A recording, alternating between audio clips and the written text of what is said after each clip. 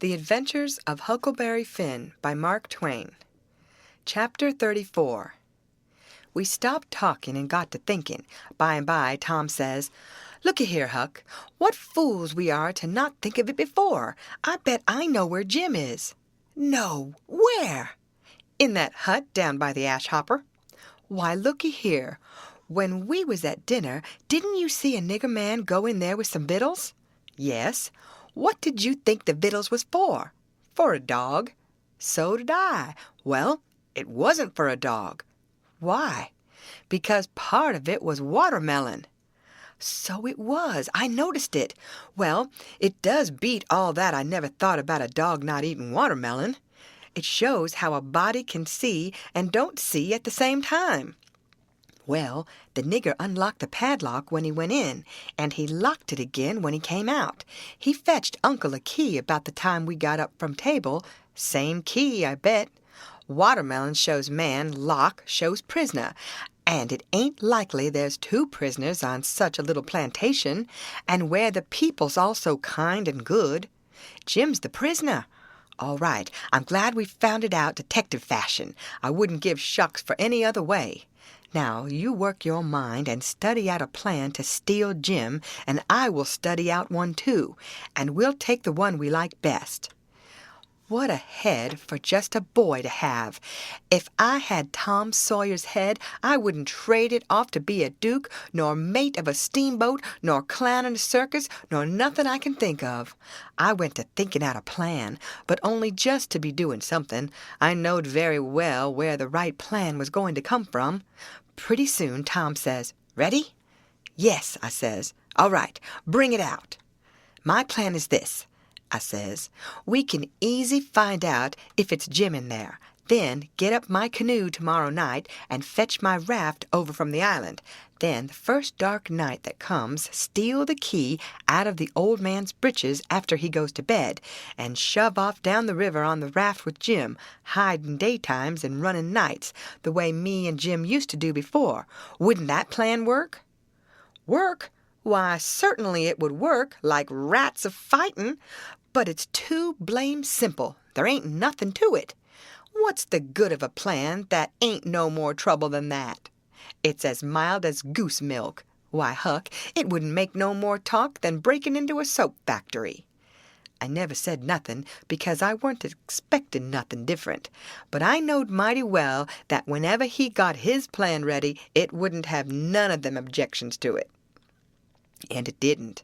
He told me what it was, and I see in a minute it was worth 15 of mine for style, and would make Jim just as free a man as mine would, and maybe get us all killed besides. So I was satisfied, and said we would waltz in on it.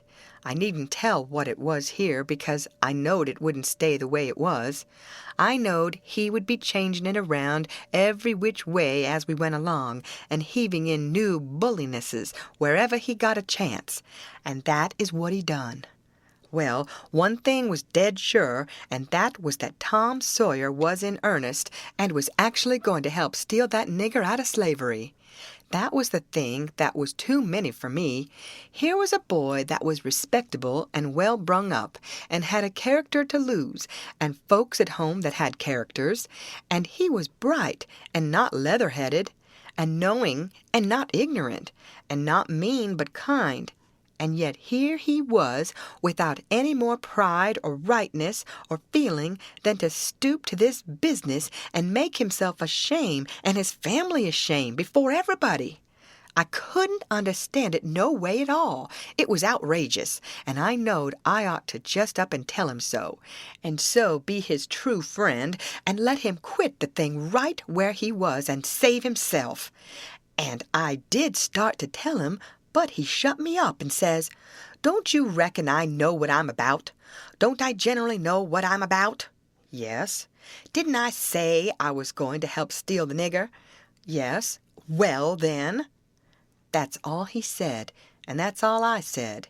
It weren't no use to say any more, because when he said he'd do a thing, he always done it. But I couldn't make out how he was willing to go into this thing, so I just let it go and never bothered no more about it. If he was bound to have it so, I couldn't help it.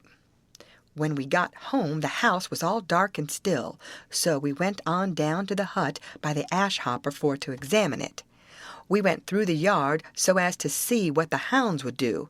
They knowed us, and didn't make no more noise than country dogs is always doing when anything comes by in the night.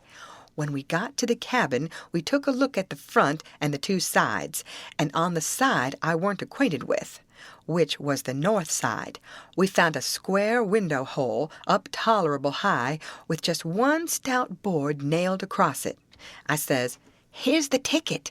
This hole's big enough for Jim to get through if we wrench off the board." Tom says, "It's as simple as tit-tat-toe, 3 in a row, and as easy as playing hooky. I should hope we can find a way that's a little more complicated than that, Huck Finn." "Well, then," I says, "how'll it do to saw him out, the way I done before I was murdered that time?" "That's more like," he says. "It's real mysterious and troublesome and good," he says, "but I bet we can find a way that's twice as long. There ain't no hurry. Let's keep on looking around." Betwixt the hut and the fence on the backside was a lean-to that joined the hut at the eaves, and was made out of plank. It was as long as the hut, but narrow, only about 6 foot wide. The door to it was at the south end, and was padlocked. Tom, he went to the soap kettle and searched around, and fetched back the iron thing they lift the lid with. So he took it and prized out one of the staples. The chain fell down, and we opened the door and went in and shut it and struck a match, and see the shed was only built against a cabin and hadn't no connection with it, and there weren't no floor to the shed, nor nothing in it but some old rusty played-out hoes and spades and picks and a crippled plow. The match went out, and so did we, and shoved in the staple again, and the door was locked as good as ever. Tom was joyful. He says, "Now we're all right. We'll dig him out. It'll take about a week." Then we started for the house, and I went in the back door. You only have to pull a buckskin latch string. They don't fasten the doors, but that weren't romantical enough for Tom Sawyer. No way would do him but he must climb up the lightning rod. But after he got up halfway about 3 times, and missed fire and fell every time, and the last time most busted his brains out, he thought he'd got to give it up. But after he was rested, he allowed he would give her one more turn for luck, and this time he made the trip. In the morning, we was up at break o' day, and down to the nigger cabins to pet the dogs and make friends with the nigger that fed Jim, if it was Jim that was being fed. The niggers was just getting through breakfast and starting for the fields, and Jim's nigger was piling up a tin pan with bread and meat and things. And whilst the others was leaving, the key come from the house. This nigger had a good-natured, chuckle-headed face, and his wool was all tied up in little bunches with thread. That was to keep witches off. He said the witches was pestering him awful these nights, and making him see all kinds of strange things, and hear all kinds of strange words and noises, and he didn't believe he was ever witched so long before in his life. He got so worked up, and got to running on so about his troubles, he forgot all about what he'd been a-going to do. So Tom says, "What's the vittles for? Going to feed the dogs?" The nigger kind of smiled around gradually over his face, like when you heave a brickbat in a mud puddle, and he says, "Yes, Mars Sid, a dog. Curious dog, too. Does you want to go and look at him?" "Yes." I hunched Tom and whispers, "You going right here in the daybreak? That weren't the plan." "No, it weren't, but it's the plan now." So drat him, we went along, but I didn't like it much. When we got in, we couldn't hardly see anything, it was so dark. But Jim was there, sure enough, and could see us, and he sings out, "Why, Huck, and good land, ain't dat Mr. Tom?" I just knowed how it would be. I just expected it. I didn't know nothing to do, and if I had, I couldn't have done it, because that nigger busted in and says, "Why, de gracious sakes, did he know you gentlemen?" We could see pretty well now. Tom, he looked at the nigger, steady and kind of wondering, and says, "Does who know us?" "Why, dis yere runaway nigger." "I don't reckon he does. But what put that into your head?" "What put it, Dyer? Didn't he just this minute sing out like he knowed you?" Tom says in a puzzled-up kind of way. "Well, that's mighty curious. Who sung out? When did he sing out? What did he sing out?" And turns to me, perfectly calm, and says, "Did you hear anybody sing out?" Of course, there weren't nothing to be said but the one thing, so I says, "Nope, I ain't heard nobody say nothing." Then he turns to Jim and looks him over like he never see him before, and says, "Did you sing out?" "No, sir," says Jim. "I hain't said nothing, sir." "Not a word?" "No, sir, I hain't said a word." "Did you ever see us before?" "No, sir, not as I knows on."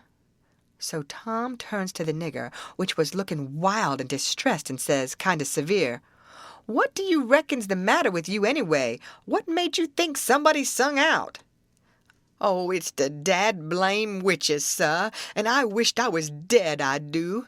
Dey's allers at it, sir, and dey do most kill me. Dey scares me so.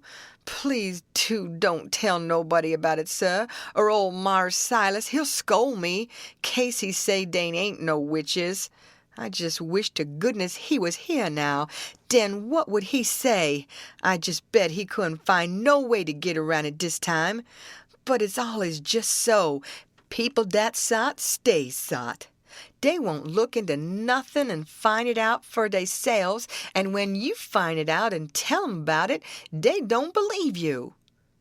Tom give him a dime and said we wouldn't tell nobody, and told him to buy some more thread to tie up his wool with, and then looks at Jim and says, "I wonder if Uncle Silas is going to hang this nigger.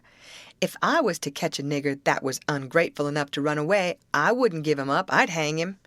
And whilst the nigger stepped to the door to look at the dime and bite it to see if it was good, he whispers to Jim and says, "Don't ever let on to know us, and if you hear any digging going on nights, it's us. We're going to set you free." Jim only had time to grab us by the hand and squeeze it. Then the nigger come back, and we said we'd come again sometime if the nigger wanted us to, and he said he would, more particular if it was dark, because the witches went for him mostly in the dark, and it was good to have folks around then. End of chapter. Read by Lorraine Montgomery for Lit to Go on the web at fcit.usf.edu.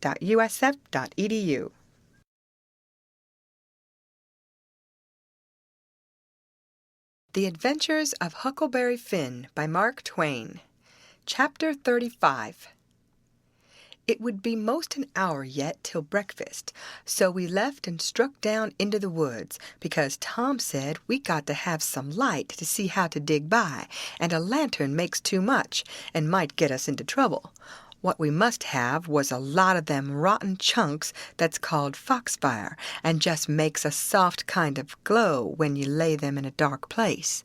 We fetched an armful and hid it in the weeds, and set down to rest, and Tom says, kind of dissatisfied, "Blame it, this whole thing is just as easy and awkward as it can be, and so it makes it so rotten difficult to get up a difficult plan. There ain't no watchman to be drugged. Now there ought to be a watchman. There ain't even a dog to give a sleeping mixture to, and there's Jim chained by one leg with a 10-foot chain to the leg of his bed. Why, all you got to do is to lift up the bedstead and slip off the chain. And Uncle Silas, he trusts everybody, sends the keys to the pumpkin-headed nigger, and don't send nobody to watch the nigger. Jim could have got out of that window hole before this, only there wouldn't be no use trying to travel with a 10-foot chain on his leg. Why, drat it, Huck, it's the stupidest arrangement I ever see. You got to invent all the difficulties. Well, we can't help it. We got to do the best we can with the materials we've got. Anyhow, there's one thing. There's more honor in getting him out through a lot of difficulties and dangers where there weren't one of them furnished to you by the people who it was their duty to furnish them, and you had to contrive them all out of your own head. Now look at just that one thing of the lantern. When you come down to the cold facts, we simply got to let on that a lantern's resky. Why, we could work with a torchlight procession if we wanted to, I believe. Now, whilst I think of it, we got to hunt up something to make a saw out of the first chance we get. What do we want of a saw? What do we want of a saw? Hain't we got to saw the leg of Jim's bed off so as to get the chain loose? Why, you just said a body could lift up the bedstead and slip the chain off. Well, if that ain't just like you, Huck Finn, you can get up the infant schooliest ways of going at a thing. Why, hain't you ever read any books at all? Baron Trenck, nor Casanova, nor Benvenuto Cellini, nor Henry IV, nor none of them heroes? Who ever heard of getting a prisoner loose in such an old maidy way as that?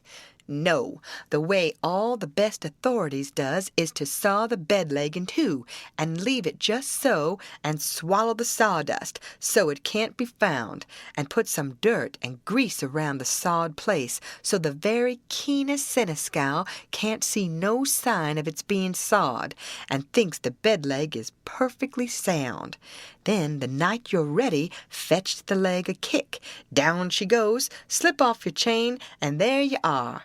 Nothing to do but hitch your rope ladder to the battlements, shin down it, break your leg in the moat, because a rope ladder is 19 foot too short, you know, and there's your horses and your trusty vassals, and they scoop you up and fling you across a saddle, and away you go to your native Languedoc, or Navarre, or wherever it is. It's gaudy, Huck. I wish there was a moat to this cabin. If we get time, the night of the escape, we'll dig one. I says, what do we want of a moat when we're going to snake him out from under the cabin? But he never heard me. He had forgot me and everything else. He had his chin in his hand, thinking. Pretty soon he sighs and shakes his head, then sighs again and says, no, it wouldn't do. There ain't necessity enough for it. For what? I says. Why, to saw Jim's leg off, he says. Good land, I says. Why, there ain't no necessity for it. And what would you want to saw his leg off for anyway? Well, some of the best authorities has done it. They couldn't get the chain off, so they just cut their hand off and shoved. And a leg would be better still. But we got to let that go. There ain't necessity enough in this case, and besides, Jim's a nigger and wouldn't understand the reasons for it, and how it's the custom in Europe, so we'll let it go. But there's one thing, he can have a rope ladder. We can tear up our sheets and make him a rope ladder easy enough, and we can send it to him in a pie. It's mostly done that way, and I've et worse pies. Why, Tom Sawyer, how you talk, I says. Jim ain't got no use for a rope ladder.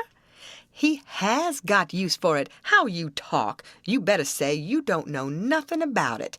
He's got to have a rope ladder. They all do. What in the nation can he do with it? Do with it? He can hide it in his bed, can't he? That's what they all do. And he's got to, too, Huck. You don't ever seem to want to do anything that's regular. You want to be starting something fresh all the time. Suppose he don't do nothing with it. Ain't it there in his bed for a clue after he's gone? And don't you reckon they'll want clues? Of course they will. And you wouldn't leave them any? That would be a pretty howdy-do, wouldn't it? I never heard of such a thing. Well, I says, if it's in the regulations and he's got to have it, all right, let him have it, because I don't wish to go back on no regulations. But there's one thing, Tom Sawyer. If we go to tearing up our sheets to make Jim a rope ladder, we're going to get into trouble with Aunt Sally just as sure as you're born. Now, the way I look at it, a hickory bark ladder don't cost nothing and don't waste nothing, and is just as good to load up a pie with and hide in a straw tick as any rag ladder you can start. And as for Jim, he ain't had no experience, and so he don't care what kind of a... Oh, shucks, Huck Finn. If I was as ignorant as you, I'd keep still. That's what I'd do. Who ever heard of a state prisoner escaping by a hickory bark ladder? Why, it's perfectly ridiculous. Well, all right, Tom, fix it your own way. But if you'll take my advice, you'll let me borrow a sheet off of the clothesline. He said that would do, and that gave him another idea, and he says, "Borrow a shirt, too." "What do we want of a shirt, Tom?" "Want it for Jim to keep a journal on." "Journal your granny! Jim can't write." "Suppose he can't write. He can make marks on the shirt, can't he, if we make him a pen out of an old pewter spoon or a piece of an old iron barrel hoop?" "Why, Tom, we can pull a feather out of a goose and make him a better one, and quicker, too." "Prisoners don't have geese running around the donjon keep to pull pens out of, you muggins. They always make their pens out of the hardest, toughest, troublesomest piece of old brass candlestick or something like that they can get their hands on. And it takes them weeks and weeks and months to file it out, too, because they've got to do it by rubbing it on the wall. They wouldn't use a goose quill if they had it. It ain't regular." "Well, then, what do we make him the ink out of?" "Many makes it out of iron rust and tears, but that's the common sort, and women, the best authorities, uses their own blood.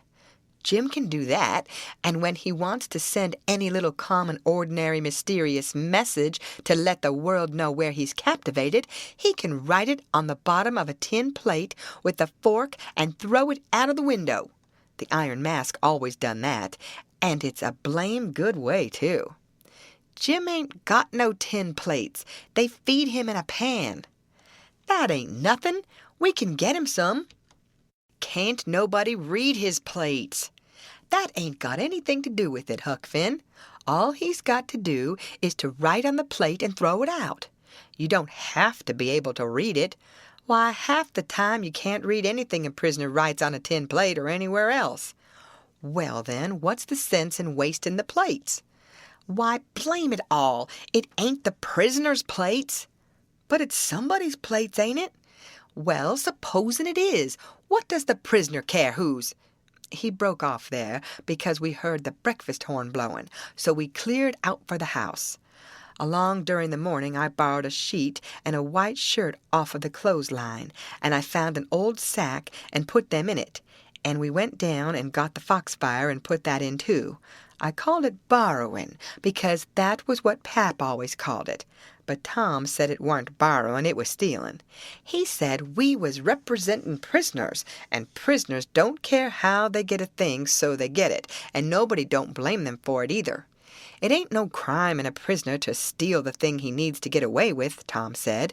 It's his right, and so, as long as we was representing a prisoner, we had a perfect right to steal anything on this place we had the least use for to get ourselves out of prison with. He said if we weren't prisoners, it would be a very different thing, and nobody but a mean, ornery person would steal when he weren't a prisoner. So we allowed we would steal everything that there was that come handy. And yet he made a mighty fuss one day after that when I stole a watermelon out of the nigger patch and eat it. And he made me go and give the niggers a dime without telling them what it was for. Tom said that what he meant was we could steal anything we needed. Well, I says I needed the watermelon. But he said I didn't need it to get out of prison with. There's where the difference was. He said if I'd a wanted it to hide a knife in and smuggle it to Jim to kill the seneschal with, it would have been all right. So I let it go at that, though I couldn't see no advantage in my representing a prisoner if I got to set down and chaw over a lot of gold-leaf distinctions like that every time I see a chance to hog a watermelon. Well, as I was saying, we waited that morning till everybody was settled down to business, and nobody in sight around the yard.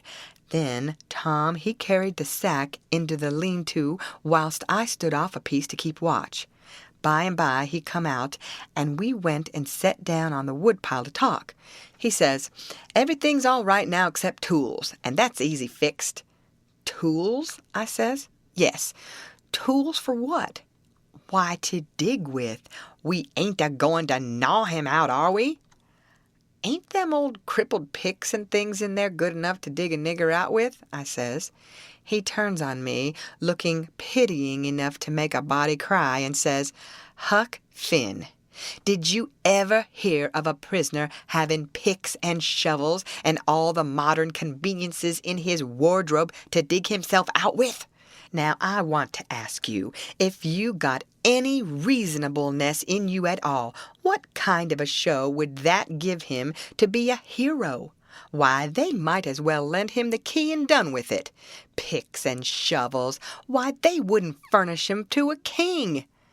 Well, then, I says, if we don't want the picks and shovels, what do we want? A couple of case knives. To dig the foundations out from under the cabin with? Yes. Confound it, it's foolish, Tom. It don't make no difference how foolish it is. It's the right way, and it's the regular way. And there ain't no other way that ever I heard of, and I've read all the books that gives any information about these things. They always dig out with a case knife, and not through dirt, mind you.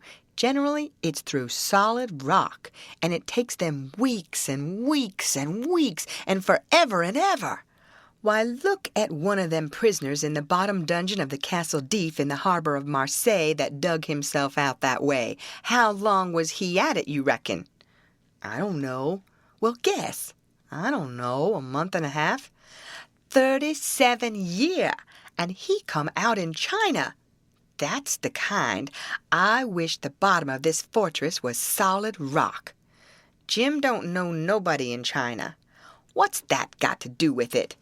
Neither did that other fellow. But you're always a wandering off on a side issue. Why can't you stick to the main point? All right, I don't care where he comes out, so he comes out. And Jim don't either, I reckon. But there's one thing anyway, Jim's too old to be dug out with a case knife. He won't last. Yes, he will last too. You don't reckon it's going to take 37 years to dig out through a dirt foundation, do you? How long will it take, Tom?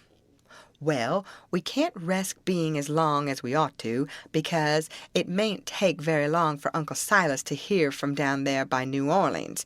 He'll hear Jim ain't from there. Then his next move will be to advertise Jim, or something like that. So we can't risk being as long digging him out as we ought to. By rights, I reckon we ought to be a couple of years, but we can't. Things being so uncertain, what I recommend is this, that we really dig right in as quick as we can, and after that, we can let on to ourselves that we was at it 37 years. Then we can snatch him out and rush him away the first time there's an alarm. Yes, I reckon that'll be the best way. Now there's sense in that, I says. Letting on don't cost nothing, letting on ain't no trouble, and if it's any object, I don't mind letting on we was at it 150 year. It wouldn't strain me none after I got my hand in, so I'll mosey along now and smouch a couple of case knives. Smouch 3, he says, we want one to make a saw out of. Tom, if it ain't unregular and irreligious to suggest it, I says there's an old rusty saw blade around yonder sticking under the weatherboarding behind the smokehouse. He looked kind of weary and discouraged like and says, it ain't no use to try to learn you nothing, Huck. Run along and smouch the knives, 3 of them. So I done it. End of chapter. Read by Lorraine Montgomery for Lit2Go on the web at fcit.usf.edu.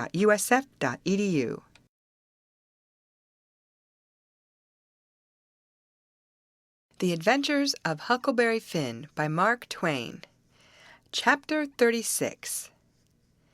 As soon as we reckoned everybody was asleep that night, we went down the lightning rod and shut ourselves up in the lean-to and got out our pile of foxfire and went to work. We cleared everything out of the way about 4 or 5 foot along the middle of the bottom log.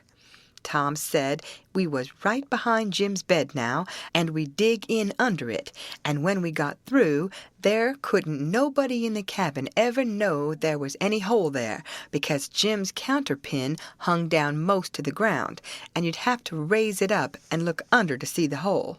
So we dug and dug with the case knives till most midnight, and then we was dog tired, and our hands was blistered, and yet you couldn't see we'd done anything hardly. At last I says, This ain't no 37-year job.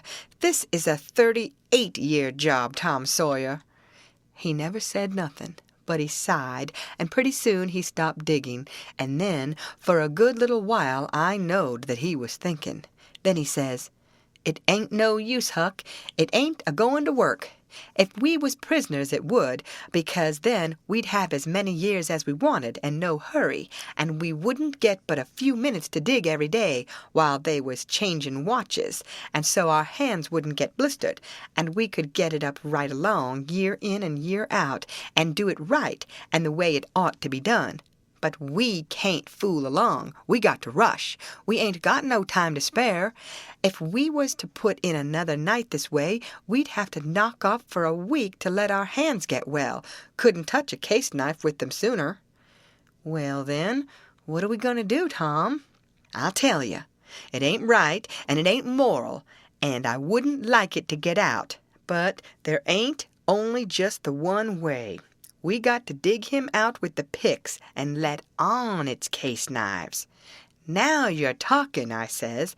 "Your head gets leveler and leveler all the time, Tom Sawyer," I says. "Picks is the thing, moral or no moral, and as for me, I don't care shucks for the morality of it nohow. When I start in to steal a nigger, or a watermelon, or a Sunday school book, I ain't no ways particular how it's done, so it's done. What I want is my nigger, or what I want is my watermelon, or what I want is my Sunday school book. And if a pick's the handiest thing, that's the thing I'm a-gonna dig that nigger, or that watermelon, or that Sunday school book out with. And I don't give a dead rat what the authorities thinks about it nother." "Well," he says, "there's excuse for picks and letting on in a case like this. If it weren't so, I wouldn't approve of it, nor I wouldn't stand by and see the rules broke, because right is right and wrong is wrong, and a body ain't got no business doing wrong when he ain't ignorant and knows better. It might answer for you to dig Jim out with a pick without any letting on, because you don't know no better, but it wouldn't for me, because I do know better. Give me a case knife." He had his own by him, but I handed him mine. He flung it down and says, "Give me a case knife." I didn't know just what to do, but then I thought. I scratched around amongst the old tools and got a pickaxe and give it to him, and he took it and went to work and never said a word. He was always just that particular, full of principle. So then I got a shovel, and then we picked and shoveled, turnabout, and made the fur fly. We stuck to it about half an hour, which was as long as we could stand up, but we had a good deal of a hole to show for it. When I got upstairs, I looked out at the window and see Tom doing his level best with the lightning rod, but he couldn't come it, his hands were so sore. At last he says, "It ain't no use, it can't be done. What you reckon I better do? Can't you think of no way?" "Yes," I says, "but I reckon it ain't regular. Come up the stairs and let on it's a lightning rod." So he done it. Next day Tom stole a pewter spoon and a brass candlestick in the house for to make some pens for Jim out of, and 6 tallow candles, and I hung around the nigger cabins and laid for a chance and stole 3 tin plates. Tom says it wasn't enough, but I said nobody wouldn't ever see the plates that Jim throwed out, because they'd fall in the dog fennel and Jimson weeds under the window hole. Then we could tote them back, and he could use them over again. So Tom was satisfied. Then he says, "Now, the thing to study out is how to get the things to Jim." "Take them in through the hole," I says, "when we get it done." He only just looked scornful and said something about nobody ever heard of such an idiotic idea, and then he went to studying. By and by he said he had ciphered out 2 or 3 ways, but there weren't no need to decide on any of them yet. Said we'd got to post Jim first. That night we went down the lightning rod a little after 10, and took one of the candles along and listened under the window hole and heard Jim snoring. So we pitched it in, and it didn't wake him. Then we whirled in with the pick and shovel, and in about 2 hours and a half the job was done. We crept in under Jim's bed and into the cabin, and pawed around and found the candle and lit it, and stood over Jim a while, and found him looking hearty and healthy, and then we woke him up gentle and gradual.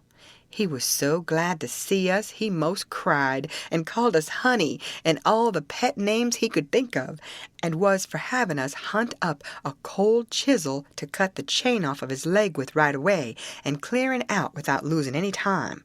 But Tom, he showed him how unregular it would be, and set down and told him all about our plans, and how we could alter them in a minute any time there was an alarm, and not to be the least afraid, because we would see he got away sure.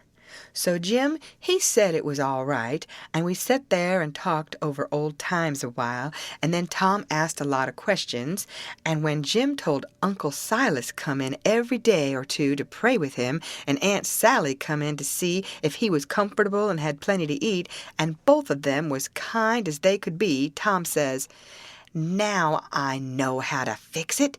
We'll send you some things by them."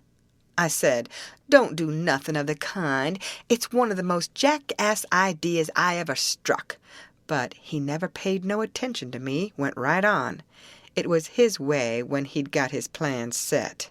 So he told Jim how we'd have to smuggle in the rope ladder pie and other large things by Nat, the nigger that fed him, and he must be on the lookout and not be surprised and not let Nat see him open them.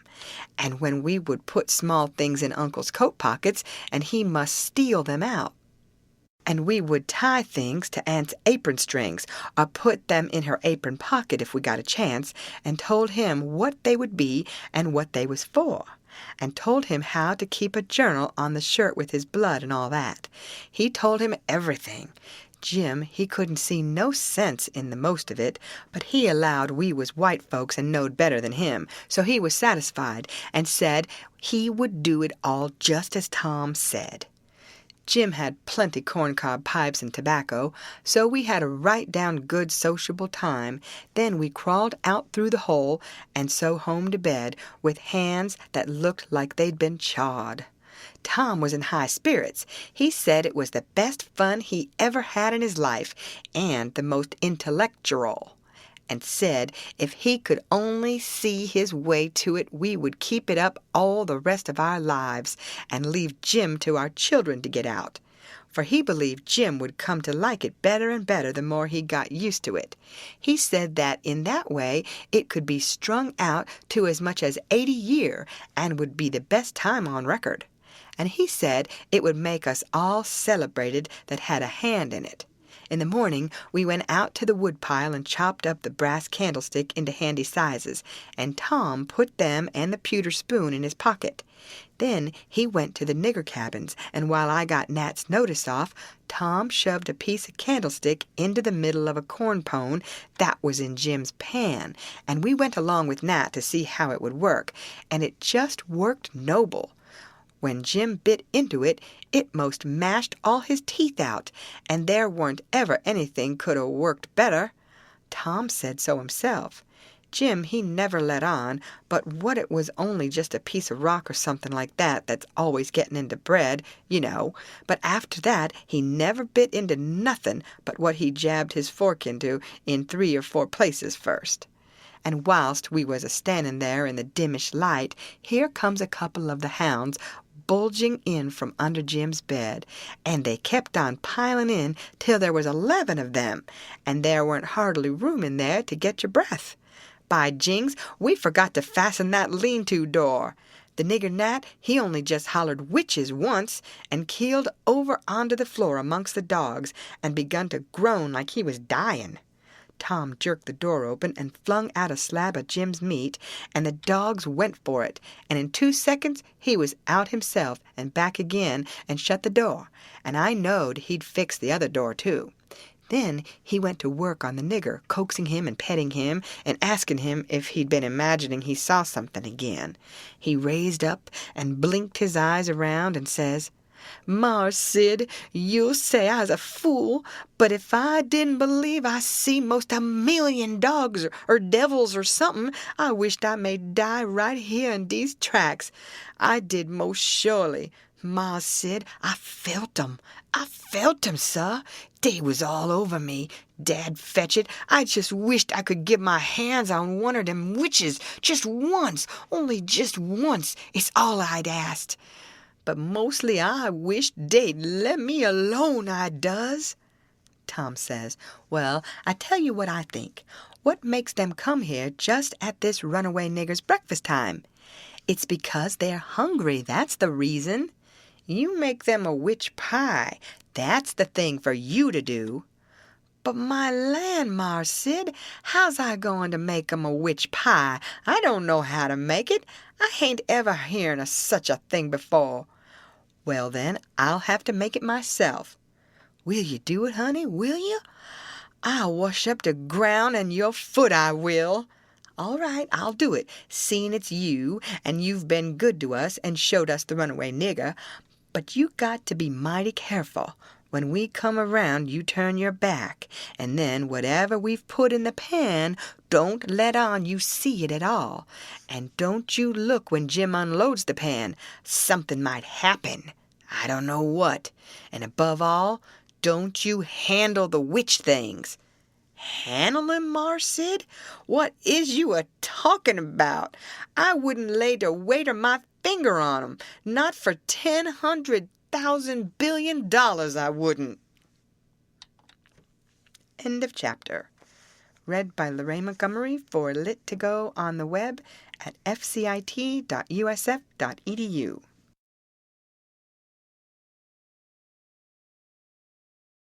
The Adventures of Huckleberry Finn by Mark Twain. Chapter 37.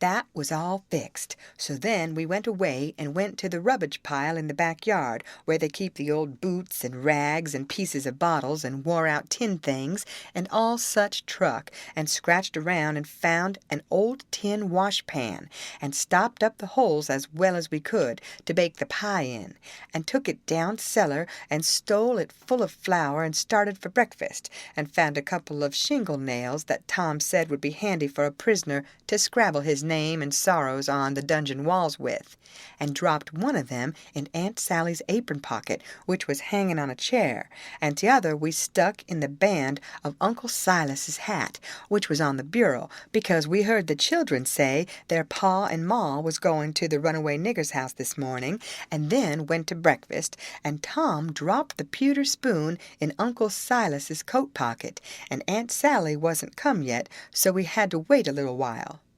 And when she come, she was hot and red and cross, and couldn't hardly wait for the blessing. And then she went to sluicing out coffee with one hand and cracking the handiest child's head with her thimble with the other, and says, "I've hunted high and I've hunted low, and it does beat all what has become of your other shirt." My heart fell down amongst my lungs and livers and things, and a hard piece of corn crust started down my throat after it, and got met on the road with a cough, and was shot across the table, and took one of the children in the eye, and curled him up like a fishing worm, and let a cry out of him the size of a war whoop, and Tom he turned kinder blue around the gills, and it all amounted to a considerable state of things for about a quarter of a minute, or as much as that, and I would 'a' sold out for half price if there was a bidder. But after that we was all right again.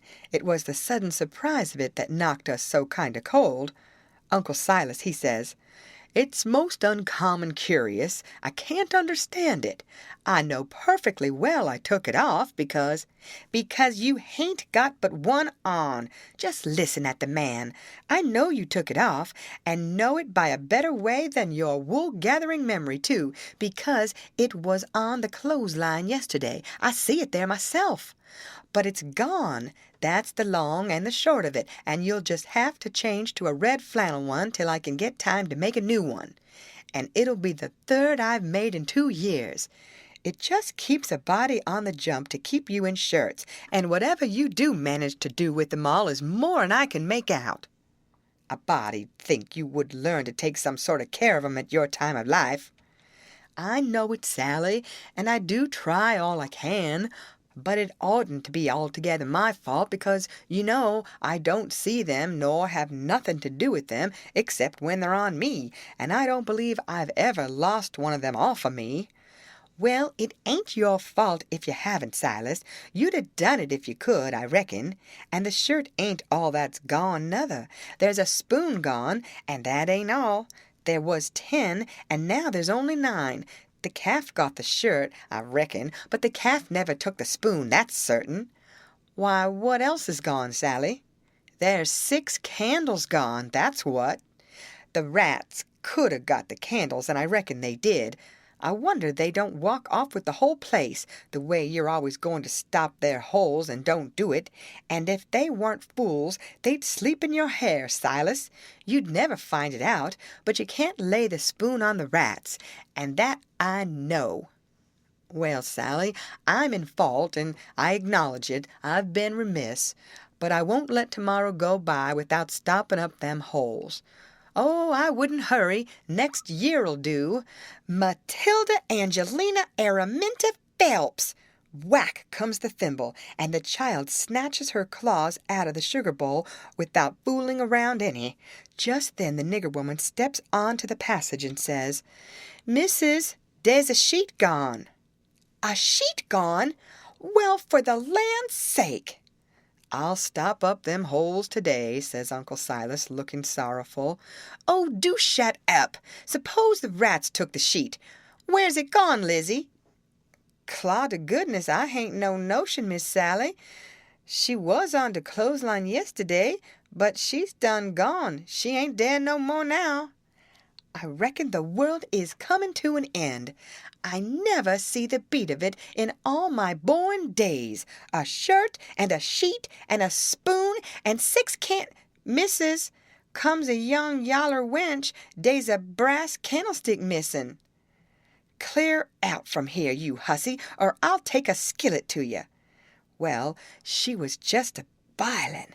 I begun to lay for a chance. I reckoned I would sneak out and go for the woods till the weather moderated. She kept a ragin' right along, running her insurrection all by herself, and everybody else mighty meek and quiet. And at last Uncle Silas, looking kind of foolish, fishes up that spoon out of his pocket. She stopped with her mouth open and her hands up, and as for me, I wished I was in Jerusalem or somewheres, but not long, because she says, "It's just as I expected. So you had it in your pocket all the time, and like as not you've got the other things there too. How'd it get there?" "I really don't know, Sally," he says, kind of apologizing, "or I would tell. I was a-studying over my text in Acts 17 before breakfast, and I reckon I put it in there, not noticing, meaning to put my Testament in. And it must be so, because my Testament ain't in. But I'll go and see, and if the Testament is where I had it, I'll know I didn't put it in, and that will show that I laid the Testament down and took up the spoon and—" "Oh, for the land's sake, give a body a rest. Go long now, the whole kit and bilin' of ye, and don't come nigh me again till I've got back my peace of mind." I'd 'a' heard her if she'd 'a' said it to herself, let alone speaking it out, and I'd 'a' got up and obeyed her if I'd 'a' been dead. As we was passing through the setting room, the old man, he took up his hat, and the shingle nail fell out on the floor, and he just merely picked it up and laid it on the mantel shelf, and never said nothing and went out. Tom see him do it, and remembered about the spoon, and says, "Well, it ain't no use to send things by him no more. He ain't reliable." Then he says, "But he done us a good turn with the spoon anyway, without knowing it, and so we'll go and do him one without him knowing it. Stop up his rat holes."